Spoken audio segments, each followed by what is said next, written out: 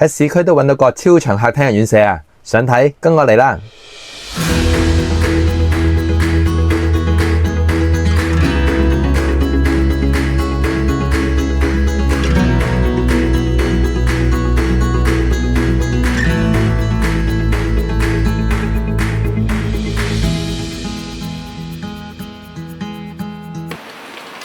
咁個位置咧就係北角英皇道480號七市配道15至23A 昌明洋廈2字樓，即係北角地鐵站 B3 出口。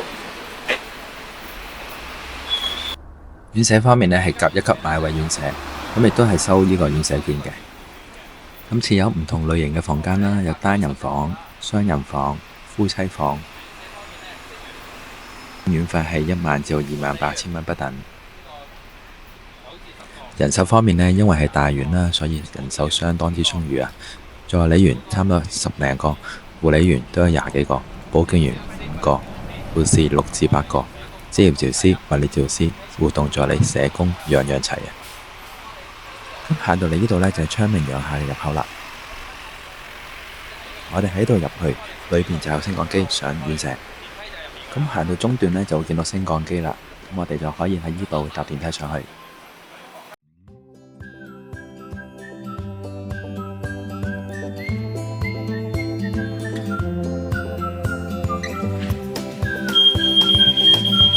哇！睇下大廳幾大，咁平時咧都有唔同類型嘅活動喺度舉行嘅喎。咁每日早上長者都會喺度做運動，喺度住嘅老人家咧都特別開心健康。咁我而家就行一次大廳，睇下我幾耐行翻嚟。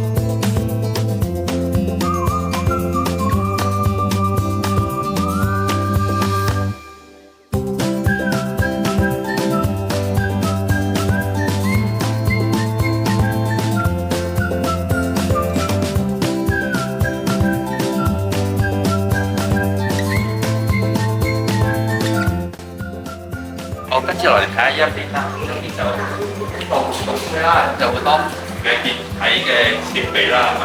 咁呢度依間院有我哋職業治療啦，所以平時都會喺度幫啲長者做啲嘅復康運動啦。呢度都有啲長者嘅智力嘅玩具啦，咁樣可以練下腦筋啦。呢度就食飯嘅地方啦。走廊通道光線充足啦，房間簡潔舒適。